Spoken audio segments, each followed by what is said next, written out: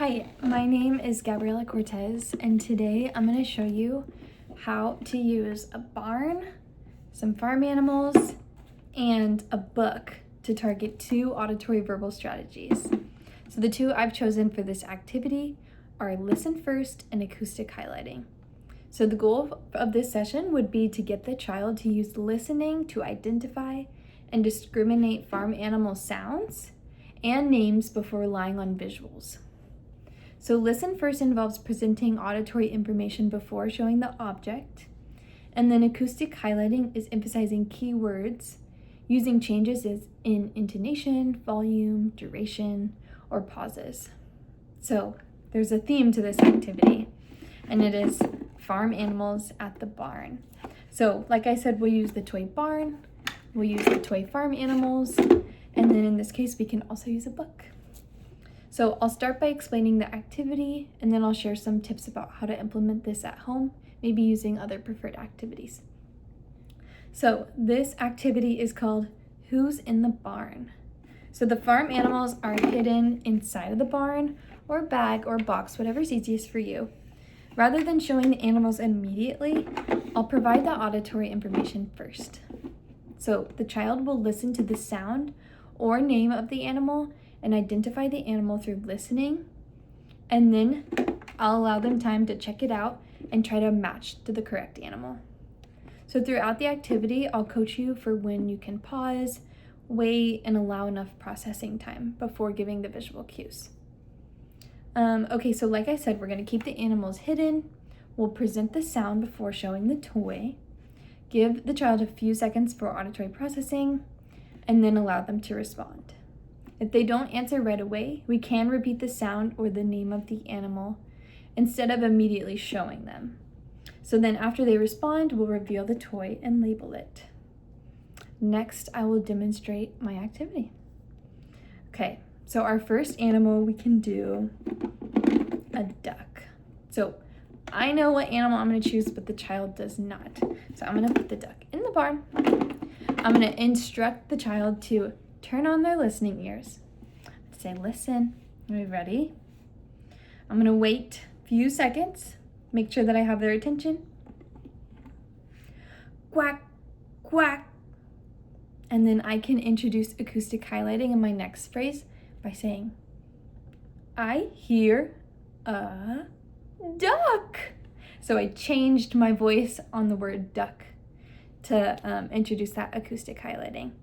I'm going to wait.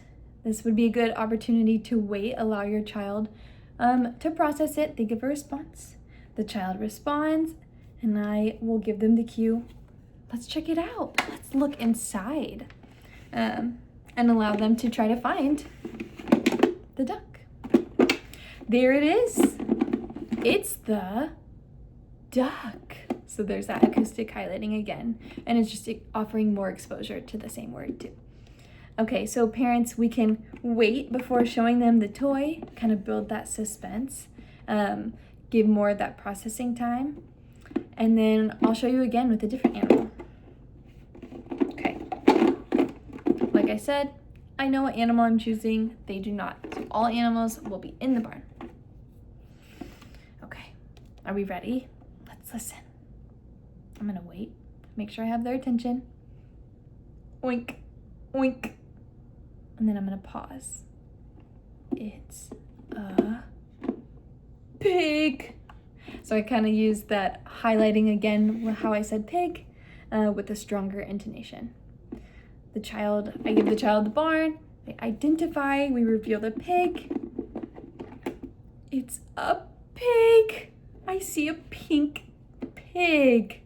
So then parents, this would be a good opportunity to emphasize the word pig, that's our target word, and then repeat the word instead of the whole sentence. I'll show you one more time, and then I'll show you how we can incorporate our book into our activity.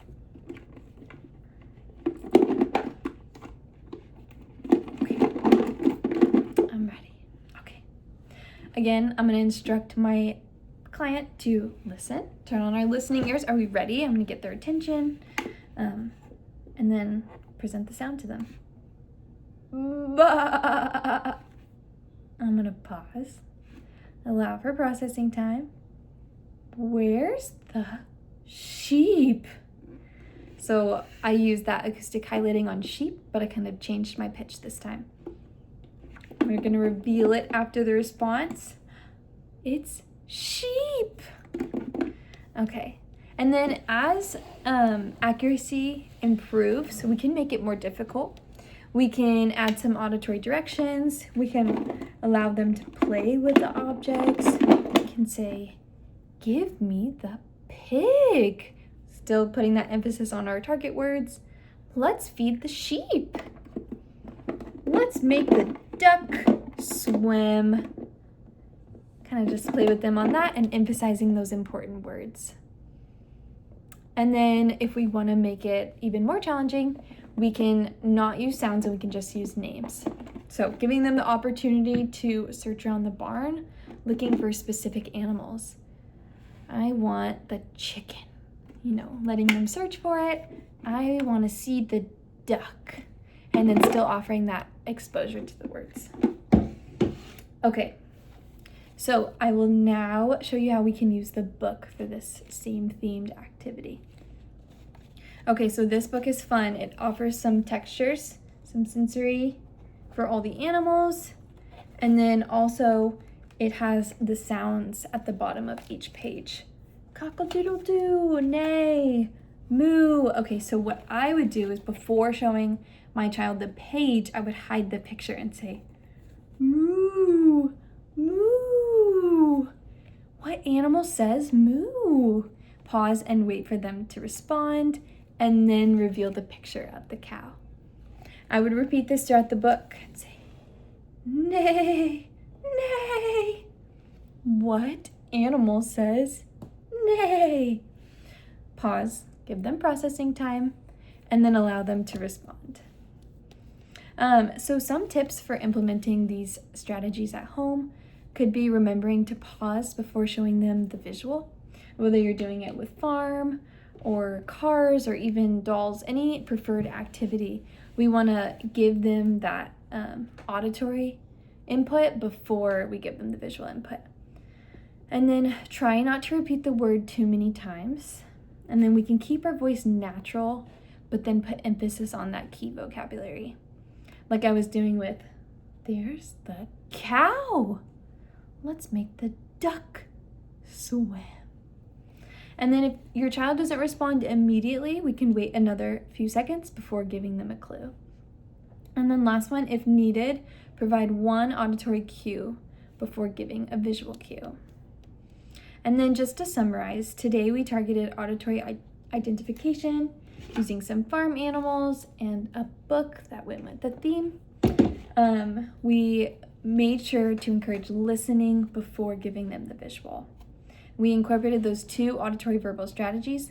Listen first, which is presenting the sounds and words before showing the toys, and then acoustic highlighting, which is naturally emphasizing important vocabulary.